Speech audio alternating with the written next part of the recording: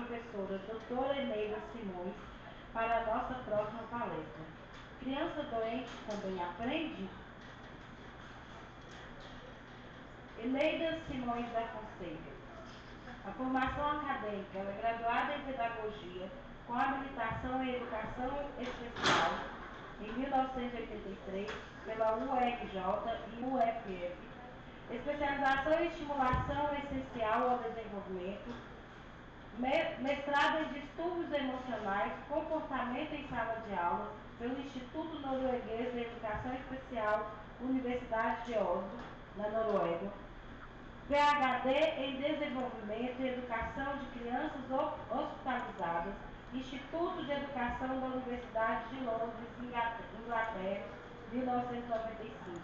Estágio de pós-doutorado no Núcleo de Pesquisas em Saúde da Criança, UFRJ, 2009 a 2013, tendo realizado visitas técnicas a instituições e profissionais canadenses que atendem educacionalmente crianças com necessidades especiais de saúde.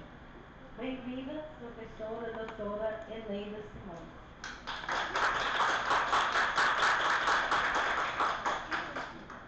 A gente está junto com todo mundo, né? Junto e misturado é bem melhor.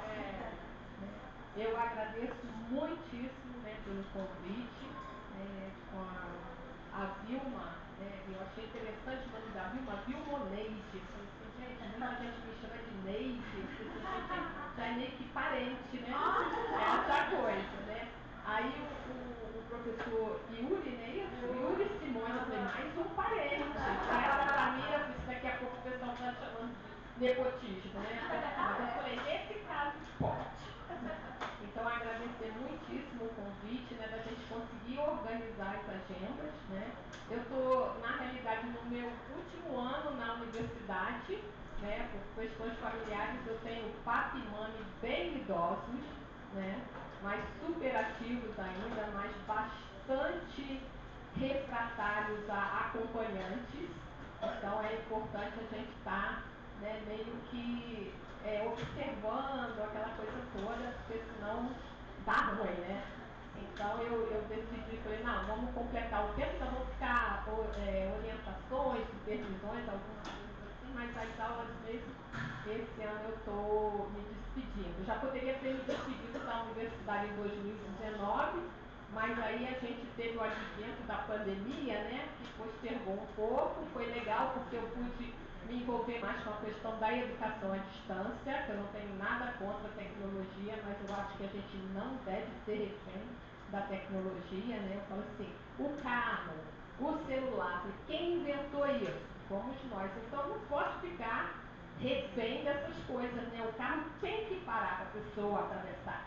Né? O celular pode esperar para eu ver as mensagens, mas infelizmente a gente está nessa correria no sentido contrário. Então eu fico meio que me policiando nisso para, de fato, encontrar as pessoas, olhar, né, nos olhos dela, reconhecer o quanto as pessoas ajudam a gente, né? A gente encontra os parceiros, os amigos em todo lugar. E a história sempre no Rio de Janeiro, né? Violência, isso, aquilo. Eu falei, gente, cadê? Eu estou toda furada aqui, não. A gente consegue sobreviver, mas o noticiário não ajuda. Então eu meio que vou remando contra essa maré. Mas agradeço muitíssimo o convite, um super prazer estar aqui, né?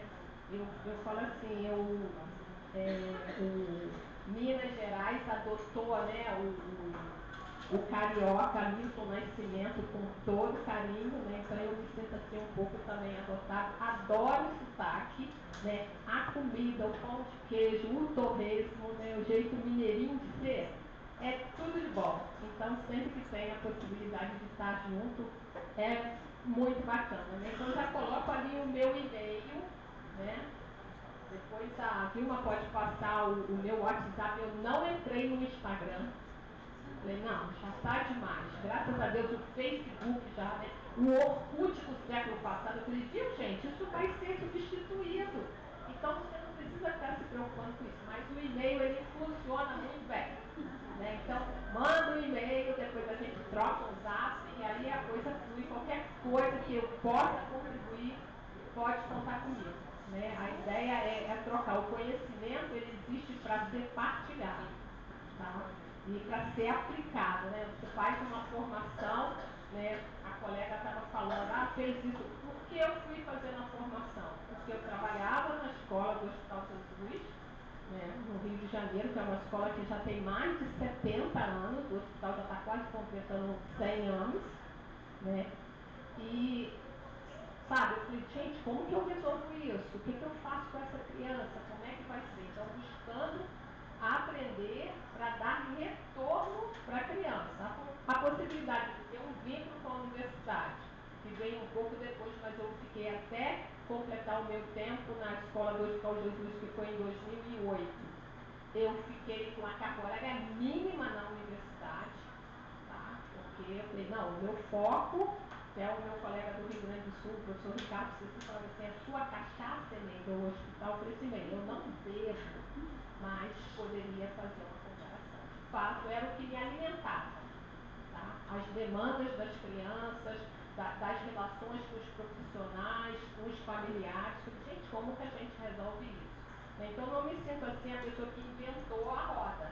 A roda já estava lá. O que eu pude fazer com a bagagem que eu fui adquirindo foi juntar, tá, essas informações e tentar divulgar, que é o que eu tento fazer até hoje. Qualquer um que mande um e-mail e pergunte, tem uma informação sobre isso, eu não quero saber quem é a pessoa. Qual é o seu currículo?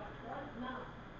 Manda a informação. Até as bolsistas não, mas professora, mas não tem problema. Assim a pessoa vai. Mas e se a pessoa não falar que a informação veio daqui? Não tem problema. Pelo menos assim ela está divulgando uma informação mais fidedigna, né, do que ficar inventando coisas. Então a ideia sempre foi essa, e eu acho que isso tem ajudado muito a gente se encontrar, a gente trocar e a gente avançar, apesar das dificuldades. Eu me lembro da pergunta, e quais os obstáculos, né? E a Maria do Carmo, a Du, comentando, ela ficou meio assim, né? Porque a gente tenta achar as brechas. Então tem coisas que às vezes aborrecem, mas tem sempre uma enfermeira, um assistente social, um familiar, tá? Que mostra pra gente que aquele é o caminho e que a gente pode seguir. Então, para que a gente vai focar no negativo, né? O meu lema é: tudo tem um lado positivo. Já vivi umas situações que eu fiquei assim, caraca, cadê o lado positivo aqui? Dá um tempo e ele aparece. Então a gente sempre encontra os parceiros e a gente sempre consegue avançar. E o nosso foco aqui é fazer com que essas crianças sejam vistas, sejam ouvidas e tenham os seus direitos atendidos. Está lá na Constituição. Todo mundo tem direito à educação. Se criança doente não tivesse, tinha que ter. Todos têm direito à educação, vírgula. Exceto criança doente. Não está lá, eu tenho que tentar garantir isso da melhor maneira possível. Tá? Então a gente vai pensar aqui algumas questões, eu coloquei ali, né? Para mim, criança doente aprende. Todos nós estamos sempre aprendendo, independente das nossas condições de saúde, sociais, econômicas, o que seja. Mas, de fato, a filosofia, né? A realidade tenta mostrar que não, está doentinho, mora naquela comunidade, o familiar não teve escolaridade, ele não vai dar conta, ele pode dar conta. E a ideia da gente, né, meio que parafraseando o Paulo Freire, é empoderar o outro. Seja ele meu aluninho lá no hospital ou meu aluno na universidade, porque a gente tem o sistema de cotas que meio que reproduz um pouco o que a sociedade faz, né? É porque é uma cota.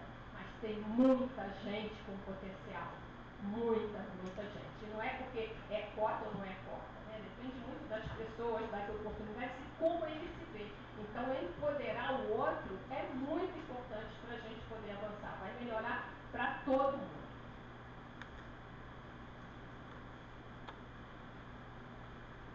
Então, a gente tem, né, assim, eu gosto muito da história, achei aqui legal a Du falando, né, 20 anos atrás, eu também tive um contato com a professora Idalice da Universidade Federal do Triângulo Mineiro, que também andou fazendo uns movimentos nesse sentido, então foi muito bacana. E outros colegas também de Belo Horizonte, tudo, né, Jaqueline, né, que eu falei assim, gente,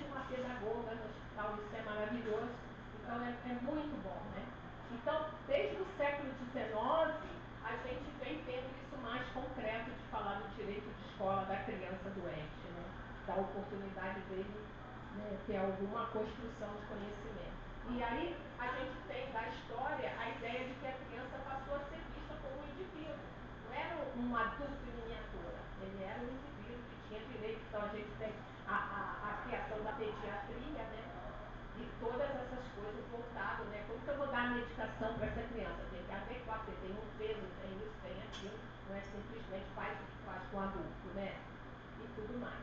E os estudos de desenvolvimento em infância, com as escalas de desenvolvimento, que a gente em alguns aspectos pode ver como, né, se ele não vai por aqui, ele está atrasado, mas a gente pode, né, recebe um aluno no hospital, gente, por exemplo, quando eu comecei a trabalhar no Jesus, a gente tinha muitos casos de desnutrição, porque ele está voltando, né? Então eu às vezes chegava em casa e falava assim, mamãe, hoje internou uma família que veio direto de Biafra, porque a gente via aquelas matérias da África. Aí minha mãe, mas como os estrangeiros vindo para cá já não dá conta da gente? E tudo, eu falei, não mãe, 3 irmãozinhos numa, né? Tudo desnutridinho, a gente não sabia. Pegava a criança com aquele aventalzinho, ele ia com a mão assim, parecia que não ia passar, não ia segurar em nada. De tão magrinha que a criança era.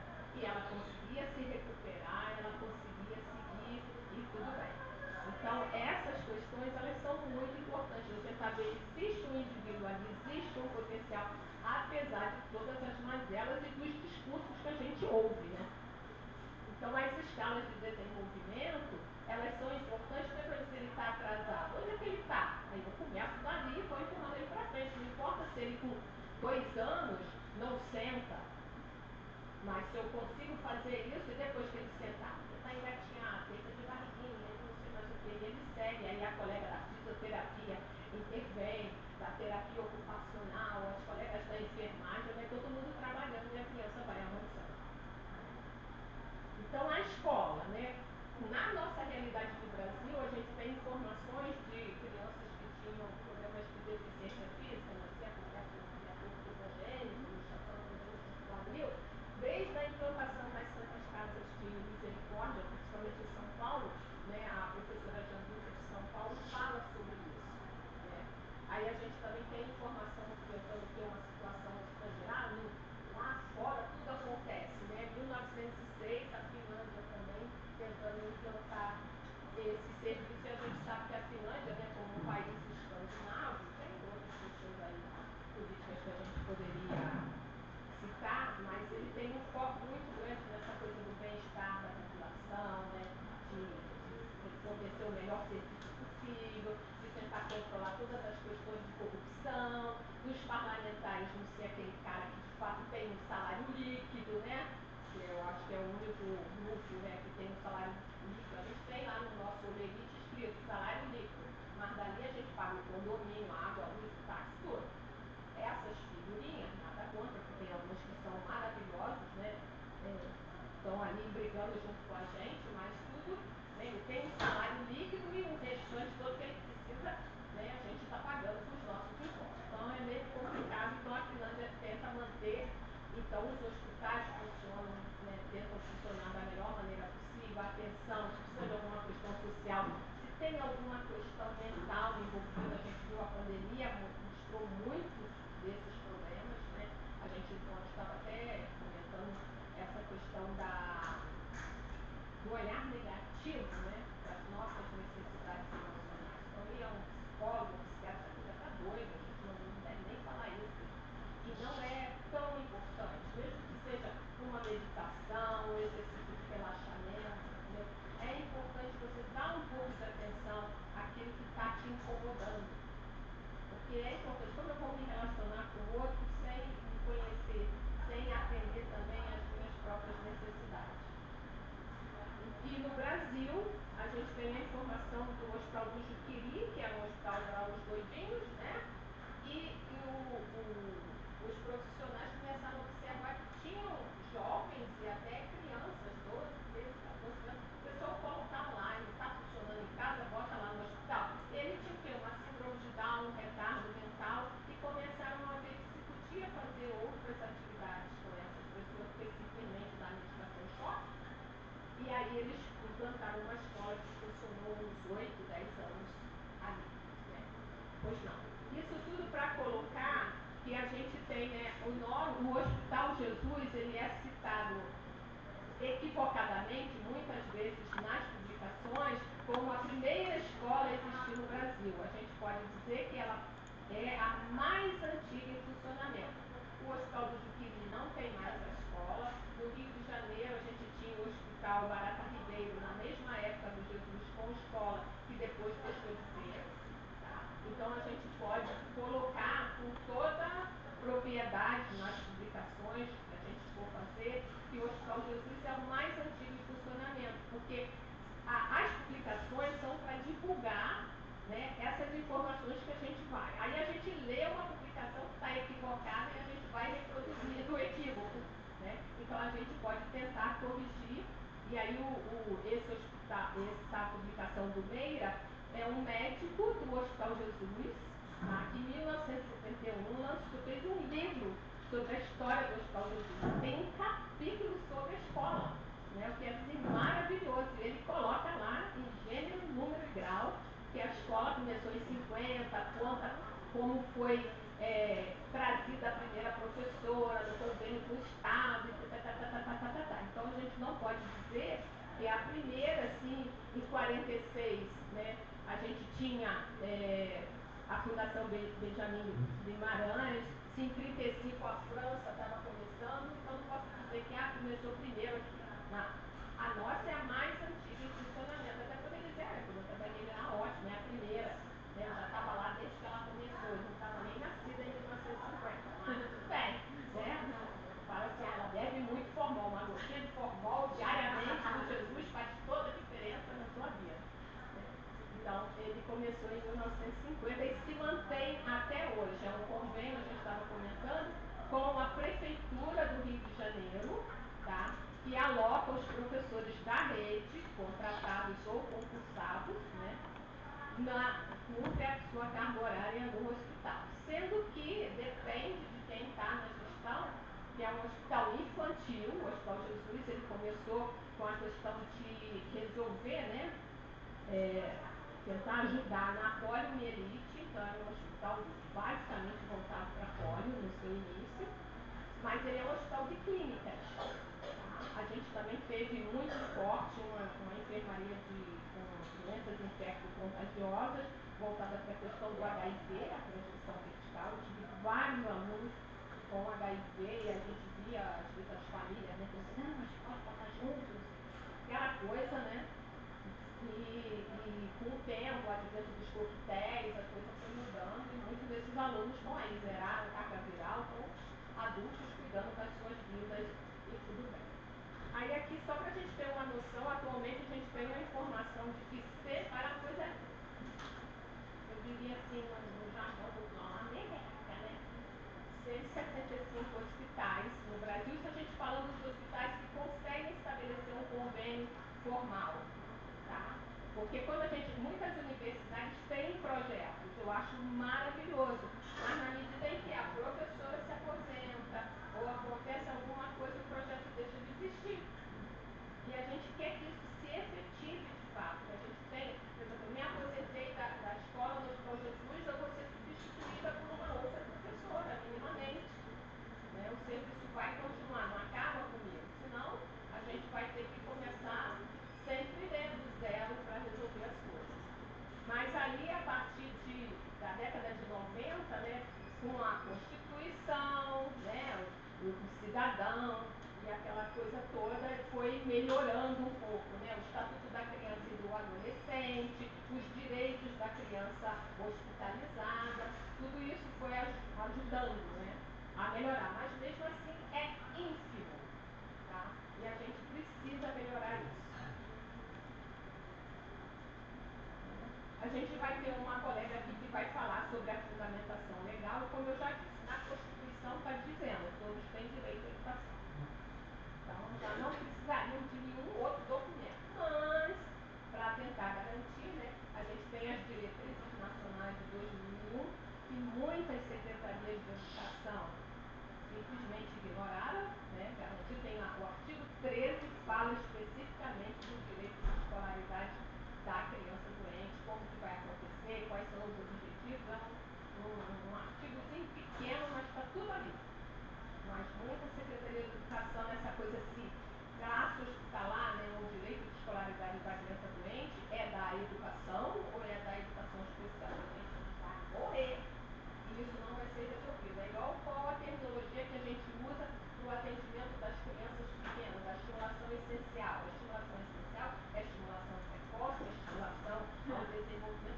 Ele se forma e vai vir aqui dizer, ó, é isso, vamos fazer o serviço. Então fica nessas discussões, nessas politicagens, complicam muito, né? A gente tem um documento de 2002 decorrente do de 2001, específico da classe hospitalar e do atendimento pedagógico do auxiliar, falando das estratégias, das orientações, de como tem que funcionar, que funcionários, de onde vêm os professores, os recursos materiais. A gente tem em 2009 as diretrizes operacionais do atendimento educacional, aí vinculando a educação especial, né? E a gente tem mais recente a alteração da LDB, que aí no artigo 4A eles falam do direito de escolaridade da criança doente, né? Mas aí acrescenta, que tenha longa permanência. Aí eu, caraca, mas tudo bem, pelo menos alguma coisa saiu. Mas e a longa permanência? 3 dias, 4 dias, um mês, um ano? Depois de um ano, né? Algumas secretarias e algumas classes têm esse tempo mínimo que ele tem que estar lá, né, para começar o atendimento. Aí tá, depois de uma semana ele é atendido. Ele terminou na segunda, quando chegar na outra segunda ele começa atendimento. Aí ele vai embora na quarta. Teve o quê? 3 atendimentos. Ele poderia ter tido o quê? 8 atendimentos. Então eu acho que o tempo que ele está internado pouco importa. Se os nossos colegas da saúde disserem, não tem problema, pode ir ou pode fazer um atendimento individual ou no isolamento ou o que seja, vamos lá atacar essa criança e fazer o melhor que a gente puder. Porque não é o tempo, se fosse assim, toda criança que ficou o ano inteiro na escola, quando começa lá no primeiro ano, né, na alfabetização, ele estaria alfabetizado, ele fica o ano inteiro, né? A gente no Rio criou os ciclos, né, de aprendizagem, ele está lá no terceiro ano e não se alfabetizou. O que aconteceu? Não é o tempo, gente, é a qualidade do que acontece naquele tempo. Você olha para ele no primeiro ano, não vai render. Aí no segundo ano continua sem render. No terceiro ano ele não está sabendo. Ele está lá no quinto ano sem entender nada, completamente perdido. Então não é quanto tempo ele fica na escola, é a qualidade do que eu consigo fazer na escola. E eu digo a gente, é muito difícil ser professor quando alguém fala assim, professora, me inspirei na senhora. Eu falei, desculpe, porque é difícil, mas é o que eu fiz, gosto de fazer. Estar na sala de aula em contato com os alunos, eu acho que não tem melhor coisa do que isso. Mas o que vale é essa relação. Entende? O que ele pode avançar, o que eu posso contribuir? Tem todo um currículo a ser cumprido, mas, cara, saiu daqui para ali, conseguiu escrever o nome, já é um avanço. Para a gente ir com isso, empoderando esse indivíduo para avançar. Eu tive um aluno na universidade, né, que eu digo que é o meu jardim de infância, a graduação. Eu adoro lidar com alunos de graduação. E a gente fez, eu gosto muito de fazer prova escrita, tá? Porque eles têm que escrever a monografia. Então, vamos embora, escreve um pouquinho. E o aluno veio me entregar, lá, e falou, professora, eu não consigo colocar no papel, né, o que eu estou pensando, não sei o que. Aí eu dei uma olhada de que, de fato, estava muito fraquinho o negócio. Eu falei, mas vem cá, me diz aí, o que você queria, né, nisso que foi perguntado, o que você diria? Cara, ele sabia tudo. Mas não tem como a gente fazer prova oral com todo mundo, né? Aquela coisa de entender as necessidades especiais passa por aí. Aí eu falei, pode ir, meu filho, você está tranquilo, tá aprovado. Tá? Ele sabia tudo, mas o texto estava muito fraquinho. Agora eu falei, abre o olho, hein? E tem uma monografia te esperando lá na frente. Aí passou um semestre ou 2, aí vem ele, professora, não sei o que vai acontecer comigo. Escrevi no projeto de pesquisa da professora tal, que eu tenho que dar conta dessa coisa de escrever. Eu falei, viu? A gente conseguiu empoderar e ele vai muita gente na graduação, com essa coisa toda, o trabalho de conclusão de curso, né? Não conclui o curso por causa dessa única disciplina. Eu falo assim, gente, olha só o desperdício de recursos que tem. Então a gente tem que ajudar, né? Para que ele se motive, vá escrevendo e melhorando, né? Essa coisa de organizar o pensamento para colocar de uma forma escrita. Eu sei que a academia tem as suas regrinhas, mas é importante, né? Senão a gente não avança com a ciência. Aí aqui só para descrever, né, nessa trajetória, eu tive com esse trabalho na escola do Hospital Jesus, e aí eu tenho que fazer assim, uma referência à professora que era diretora adjunta da escola, né, no hospital, a professora Raquel Ferroni, que faleceu em 2019, mas ela era maravilhosa. Então você chega lá cheio de ideia, né, professor, isso assim, assim, e ela queria fazer o atendimento das crianças com menos de 3 anos no hospital. Porque tinha muita criança pequenininha que internava e vai, até esperar ela ter 3, 4, 5, para entrar no grupo da educação infantil dos mais velhos, ela já tinha perdido o tempo. E quando ela não estava no hospital, ela não estava na creche. Estava em casa, e ia depender muito da família estimular aquela coisa toda. E eu tinha esse interesse, que eu vinha de uma experiência de educação infantil, escola, né, na escola pública, com crianças de 5 para 6 anos, aí tinha algumas crianças que tinham algumas necessidades especiais, problema de fala, isso, aquilo, e que eu achava que se ele tivesse sido atendido antes, né, quando ele ia lá no posto de saúde, o pediatra tivesse observado uma questão ou outra para sugerir a mãe e tudo, talvez ele não tivesse aqueles problemas todos que ele tinha que dar conta de um conteúdo, né, na educação infantil, né, de relacionamento com os outros coleguinhas, de reconhecer as cores, de identificar o próprio nome, mas a criança não fica quieta quando ela dá conta disso. Então não é dar um ribotril para ela, tem que ver outras possibilidades. Porque algumas crianças a medicação acelera o negócio mais ainda, né? Então, diante disso, quando eu fui trabalhar no Hospital Jesus, né, a minha ideia é, será que eu vou dar conta? Será que eu vou conseguir? Porque a área de saúde não é a minha praia. Eu não nasci para trabalhar na área de saúde. Eu não fui uma criança doente. Então, o contato com o médico era assim, tranquilo. A madrinha da minha irmã era pediatra, então era a pediatra de todo mundo, então era bem tranquilo, nunca tive grandes problemas. Você sabe que eu vou me adaptar com aquilo? Aí algumas colegas falavam assim, ai, linda, vai ser legal, porque tem os residentes lá, né? Relaxa, você é foca no que é importante, né? Aí tinha gente assim, quando a gente conversava e tudo. Aí fui pro hospital, falei, não, eu não fui uma criança doente, eu acho que eu vou dar conta, e tinha suporte, né, de outros profissionais de psicologia, com aquela questão quando a gente perde uma criança. Não era um hospital tipo o Hospital do Câncer, que às vezes a gente ia para as reuniões, tinha colegas do INCA, que falaram, esse mês nós perdemos todos os nossos alunos.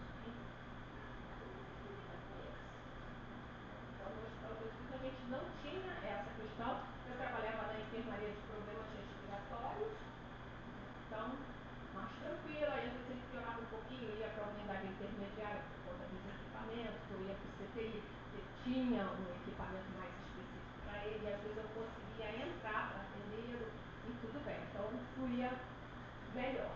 E aí, com a Raquel, ela, né, a professora Raquel, ela estruturou minimamente o serviço de estimulação, né, para essas crianças com menos de 3 anos. Já tinha espaços vagos no hospital, que a gente tinha montado, que depois virou o CTI, aí a gente era um espaço amplo, a gente usava, tinha aquela salinha de expurgo, a gente entulhava os materiais todos lá e todo dia montava aquilo. E com o advento do acompanhante, né, as mães traziam as crianças, alguma estava ali agarrada, a outra já iam liberando a criança, e a gente ia fazendo o trabalho. A supervisão da Secretaria de Educação, que na época tinha um olhar muito clínico do atendimento de estimulação, cada criança tinha seus 50 minutos, né? A Raquel foi assim maravilhosa nisso, porque a supervisão foi lá e falou, mas como? Vai atender assim? Que eu atendia as crianças como eu fazia na educação infantil dos mais velhos. Se não tinha nenhum impedimento deles estarem no ambiente, eu tinha que ter cuidado com essa coisa do bota na boca, tira da boca, né, porque senão fica passando aquilo para todo mundo, mas de resto tudo funcionava. E eles interagiam com eles mesmos. Então cada um tinha um momento comigo que eu ia atacar numa criança especificamente, mas eles reagiam. Um andava, o outro que não andava estava acompanhando. É a mesma coisa eu pegar o bebezinho, olha aqui. Né, ele está fazendo as atividades, os sons, saiu uma coisa, ele olhava, né, ele queria sair do bebê conforto e tudo isso. E a professora Raquel foi maravilhosa, porque a supervisão da secretaria, mas não pode ser assim. Aí ela falou, se a professora dá conta, aí ninguém põe mais lado, porque também tem isso, né? Eu digo assim, na nossa sala de aula, a gente pode conspirar muita coisa, ninguém não dá, né? Então, se você não quer fazer, porque não tem ninguém te olhando o tempo inteiro. Então, vai dar conta. Isso a professora Raquel disse que sim. E aí a coisa foi melhorando, melhorando, e nas enfermarias de problemas respiratórios, de doenças infecto-contagiosas, na ortopedia, no centro cirúrgico, a gente tinha professoras para fazer o atendimento de estimulação essencial para essas crianças pequenas, com um olhar pedagógico, né? Aquela coisa, estica a perninha. Eu promovia situações para a criança mesmo se motivar e fazendo aquilo. Claro, por isso eu segurava ali no bracinho, né, para não cair, aquela coisa toda, mas não era uma coisa clínica, era pedagógica. Né? E aí a gente fez em 95 esse programa de pesquisa, eu já estava voltando, né, do doutorado, que também foi uma coisa que foi acontecendo. Né? Lendo publicações, eu descobri essa instituição na Noruega, aí você entra em contato, eles se correspondem, que era um livro que falava, um livretinho que falava sobre a importância dos livros infantis para criança com deficiência. Aí eu falei, gente, mas que é isso? E aí tinha um instituto, tinha a área de educação especial, podia fazer uma formação, falei, então vamos correr atrás, né? Como que tira uma licença, como é que eu chego lá, né? Se eu ficar aqui eu vou falar o dia inteiro, né? Eu fui e voltei para a Noruega de navio, e eu enjoo. Falar, vamos dar uma volta de barco, eu estou dispensando, jamais teria um iate na vida, nada disso. Mas eu falei, não, vale a pena. Toma os comprimidos, né? Dá os comprimidos. Era confusão, mas chega lá para fazer a formação. Então foi assim. E sempre tentando voltar, né? Para retornar para o hospital. Não era uma coisa, nada contra. Você faz uma formação, agora eu não dá mais para trabalhar porque as demandas da universidade, não. Deixa lá a universidade, um dia eu resolvo com a universidade, tudo bem. Então a gente fez esse programa e dali foi desdobrando para a gente conseguir fazer um mapeamento das escolas universitárias. A gente tem o INEP, Instituto Nacional de Estudos e Pesquisas Educacionais, analisa em Teixeira, a gente tem que reverenciar a figura, e cadê a classe hospitalar?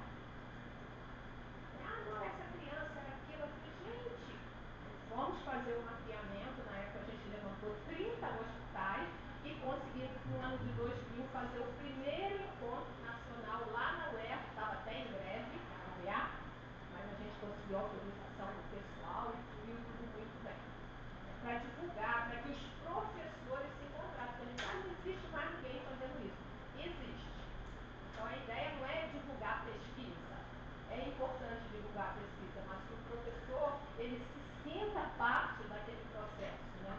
A gente discute muito e a gente trabalha muito na ideia, às vezes o professor entra em contato e ele quer fazer alguma coisa e orientar, ajudá-lo a fazer. Não é eu ir fazer a pesquisa. É como que ele pode fazer e como eu posso ajudá-lo a registrar aquilo de forma que aquilo tenha visibilidade no mundo acadêmico. Não precisa, né? O Paulo Freire também não diz que todo professor é um pesquisador? Então não é o doutorado que vai dizer se eu sou pesquisador ou não, é a minha forma de olhar e ver e estruturar aquelas demandas. E a gente também, que aí foi o atendimento, o mapeamento e depois as publicações que a gente começou a fazer, né, com a ajuda dos colegas, que os colegas respondiam.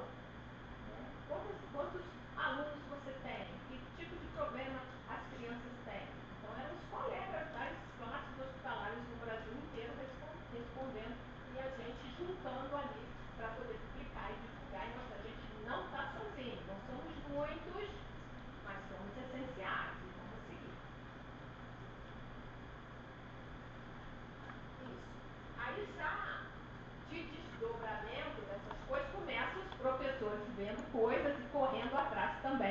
de fazer uma formação. Então a Camila, né, que é ela é de BH, atualmente ela está em Florianópolis, ela fez esse estudo, né, sobre a realidade de São Paulo, e é muito interessante que São Paulo ficou super agradecido, como que uma mineira, né, não sei como é que foi, não lembro agora os detalhes, ela fez esse estudo mostrando a realidade de São Paulo. São Paulo tem um trabalho bastante interessante, mas ele não trabalha nas escolas e hospitais com professores efetivos, como acontece no Rio e em outros estados. Ele trabalha com professores de contrato pelo tempo, pelo ano letivo, pelo período letivo. Então, o professor tem que submeter lá um projeto, aí às vezes lá para abril é que ele já recebeu a resposta. Então, fica tudo muito, o professor tem que ter muita vontade de fazer aquele trabalho, senão a coisa acaba se perdendo, porque tem esses atrasos e a gente vive brigando, né? Assim, no bom sentido, sugerindo, gente, por que não faz, né, um concurso específico, ou os professores, porque falta professor, então tem que fazer mais concurso, tem que fazer mais concurso, mas fica tudo, né, no mínimo necessário e complica um pouco. Tá? Aí em 2020, a Aline Paco, ela foi bolsista da professora lá da UFSCar, da Adriana, e ela fez, a Adriana tem um projeto, então ela participou dos projetos e aquilo foi motivando, né? Então, o último trabalho dela, do doutorado, foi sobre a formação colaborativa reflexiva dos professores do atendimento escolar. O que o professor acha que pode contribuir? Que reflexão ele faz daquele trabalho? E aí São Paulo tem essa questão do contrato, né? Nem todos os professores são efetivos. Então, nesse aspecto, ela traz umas informações que são interessantes para a gente que quer fazer valer a legislação, alguns aspectos, está propondo para as secretarias para a coisa poder caminhar. Aí, lá em Roraima, né, um dia alguém entra em contato comigo, professora, tem alguém aqui, a senhora podia participar?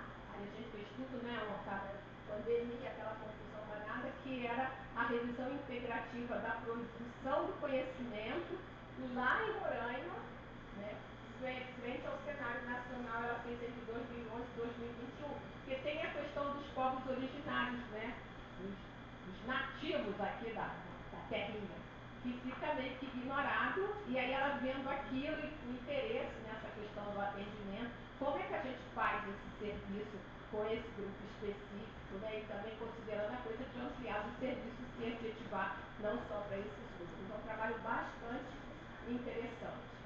Aí, em 2023, lá no Rio, né, ela é da área de serviço social, se não me engano, também eu acho interessante isso, os colegas de outras áreas, né, como a Paty comentou, né, de fazer um trabalho de conclusão de curso voltado para a escola. Né? Eu falo, gente, isso é maravilhoso, que a gente acha que tem, né, fazer um trabalho, assim, inventar lá um medicamento novo, uma coisa assim.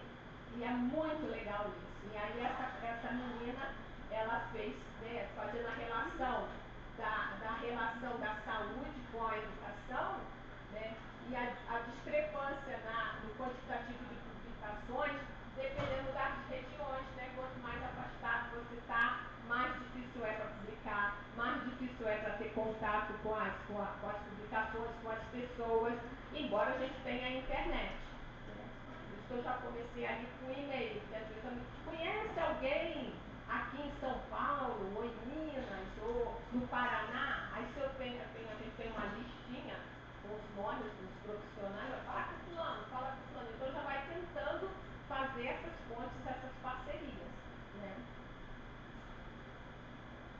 Aí a gente tem a Jaque aqui, né, que ela vai falar por propriedade do diagnóstico das classes aqui no estado de Minas, que é legal ter alguém que está olhando localmente e como isso pode contribuir, né, seja para o hospital lá, seja para o hospital aqui, ou para qualquer hospital que tem em Minas ou em qualquer lugar. Então, são trabalhos sempre focados na coisa da garantia do direito, né, de escola do doente, né, que tem ainda uma oferta bastante restrita. Aí, como eu falei, a gente começou os eventos. Como que a gente consegue se encontrar, né? Então, 2000, eu tentei ver quando seria a 13ª edição, que a última foi em 2023 em Campo Grande, né? Mas ainda não definiram, eu não consegui nem saber qual é o grupo de onde que está tentando articular isso. Eu falei, gente, o que está acontecendo? Vai se perder no caminho.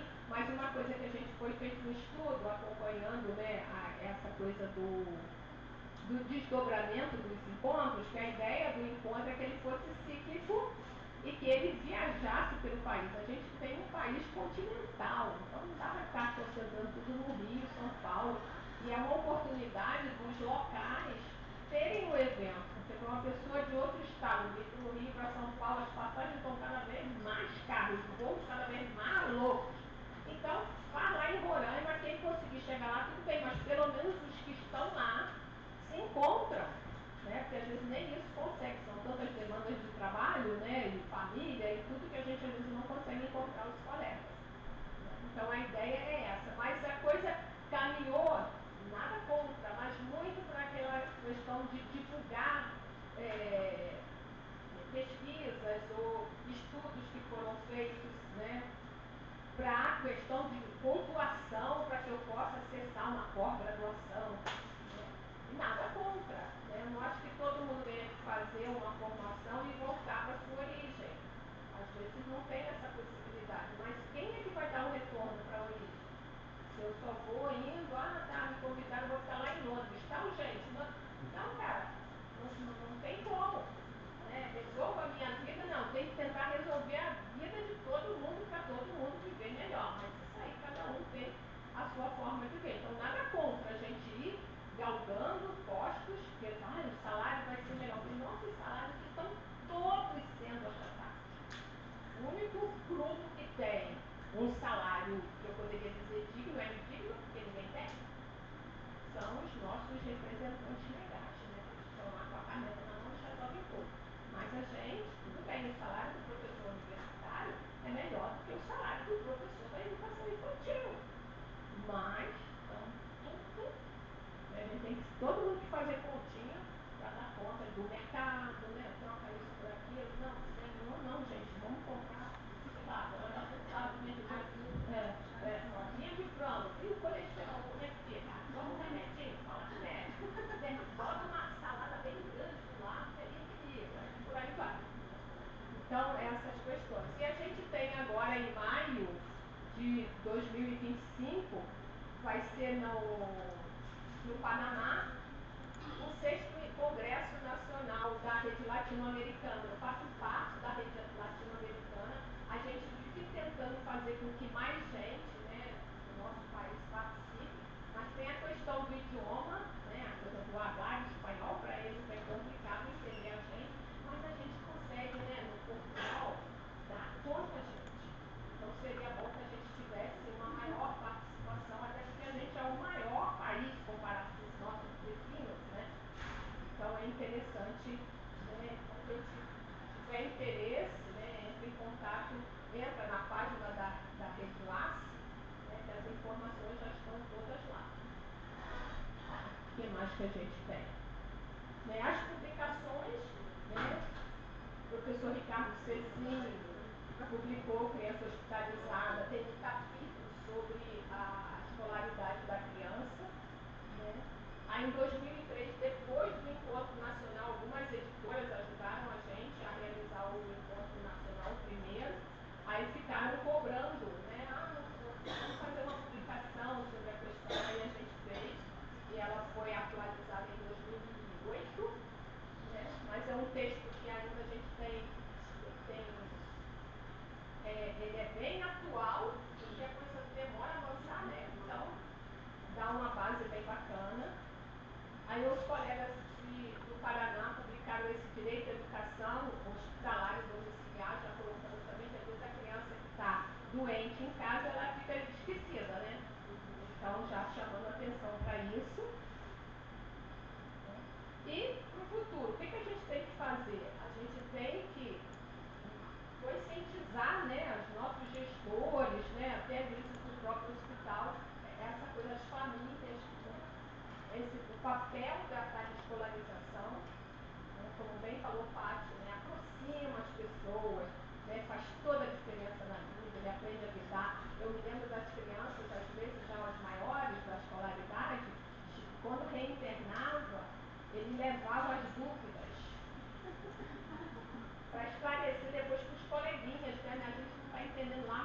professor, ainda tem isso, lidar com o professor, que o professor tem 40 alunos na sala de aula, um desespero danado, tiroteio, mas não sei mais o que, o professor vive, né, no estresse. Aí a professora não tem tanta paciência assim como no hospital, que o grupo, por exemplo, tinha 12 alunos, às vezes valia mais do que 40, mas, né, ali é aquela coisa.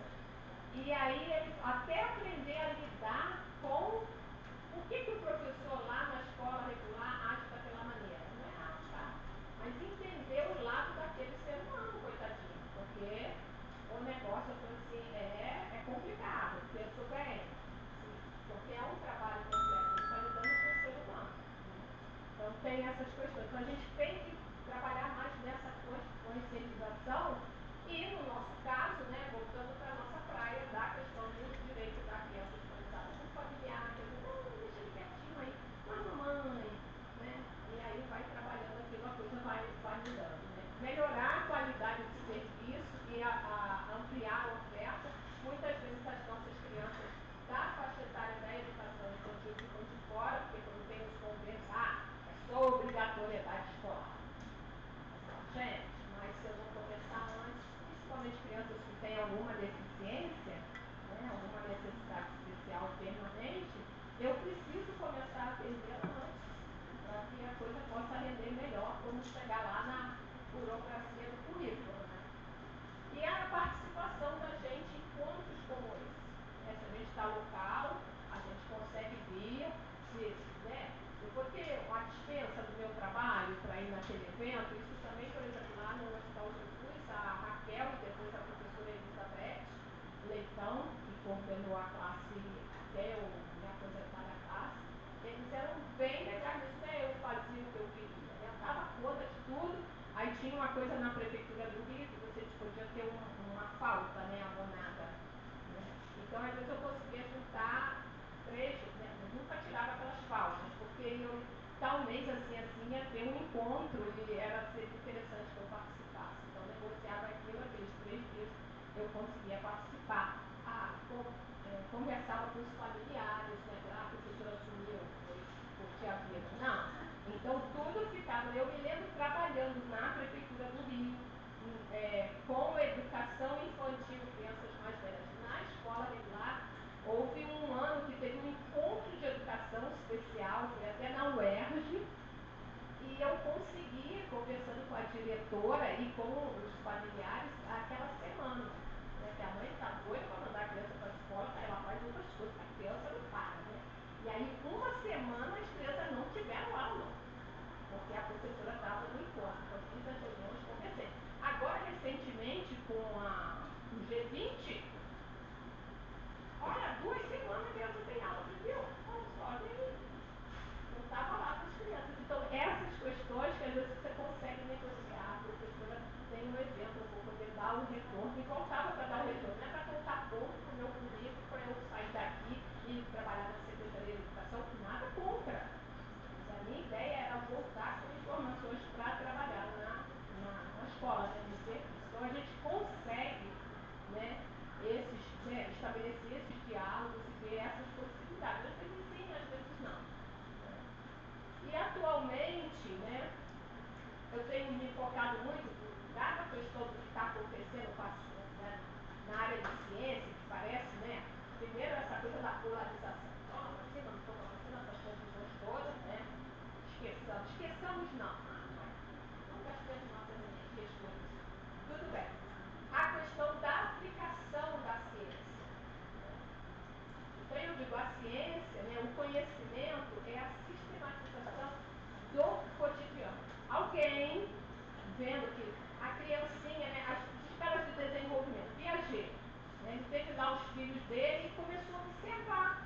Gente, olha só, aí veio a segunda, a mesma coisa, senta daqui a pouco, você mais o que já está querendo engatinhar, então dá para criar uma coisa. Mas foi o cotidiano, não é uma coisa que eu me tranco numa biblioteca, né, vou para a biblioteca de Alexandria, trancada lá, e vou inventar uma coisa. Não, é o cotidiano, mas parece que o cotidiano é ilusório. O que importa é eu estar lá naquele mundo isolado com aquele discurso.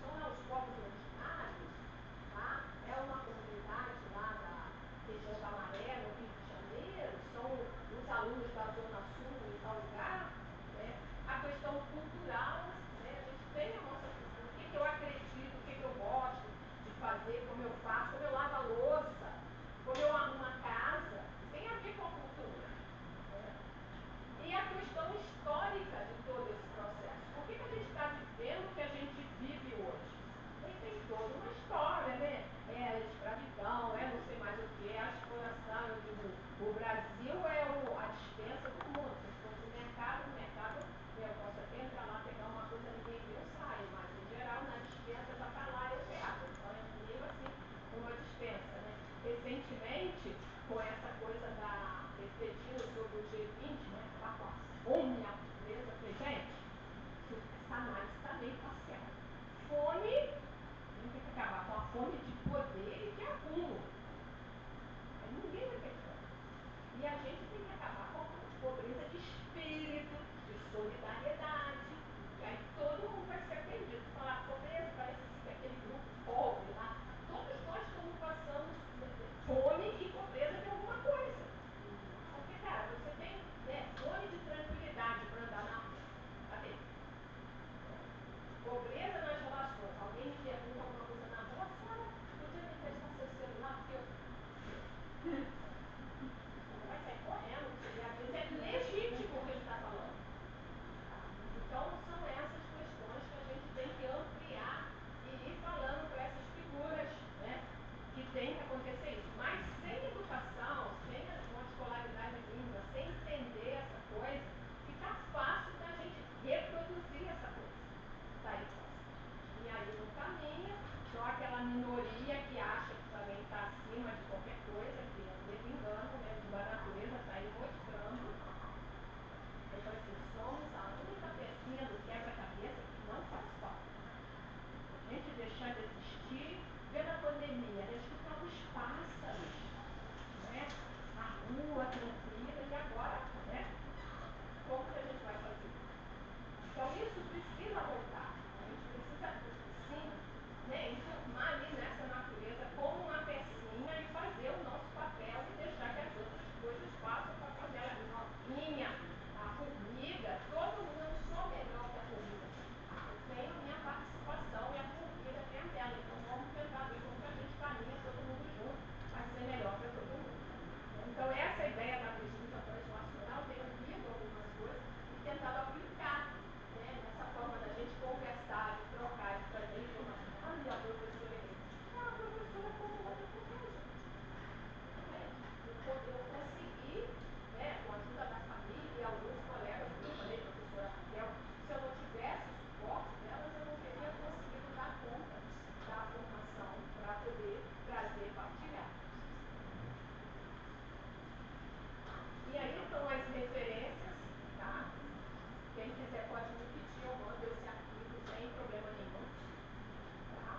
As meninas aqui têm um arquivo que eu já mandei para elas, para ver se mandam as panas, né?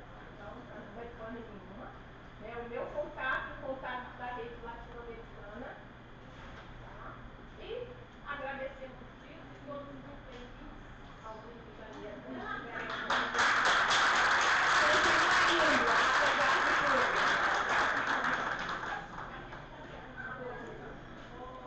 queria fazer uma pergunta para Vilma. Posso, Vilma? Pergunto demais. Ô, Vilma, já aconteceu algum atendimento no leito da escola, no leito? Demais. A rotina nossa é essa. E em outros espaços, a não ser no leito, também já aconteceu, tipo, assim, no corredor, ou... Porque na escola tem a sala, não é igual a gente viu lá. Mas é no leito e fora da escola, em outros espaços, que as crianças não poderiam estar lá na sala sentada, mas que eu poderia estar em outro espaço, a não ser no leito também. A gente já foi em UTI, né, a pedido dos colegas enfermeiros lá, quando a criança é maior, ela já passou daquele estágio mais crítico, né?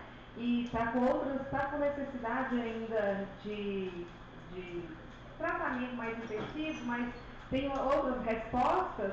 Aí a gente já foi convidado para trabalhar lá com as crianças, trabalhamos nos leitos, também em outros espaços que a gente faz, é lá em frente à pediatria, também tem as mesas lá que a gente também faz atendimento lá. Na verdade, a gente atende onde é possível a criança estar, sabe? Então, se a criança está acamada, ela não tem condição de ir lá para a escola, a gente vai lá no leito. Se a escola, se as crianças estão mais disponíveis, dispostas a estar lá no que a gente chama de parquinho da pediatria, a gente vai estar lá. Mas é bem comum isso, essa prática nossa, essa atuação. É isso, onde tem criança a gente tem que estar, não é mesmo? Né?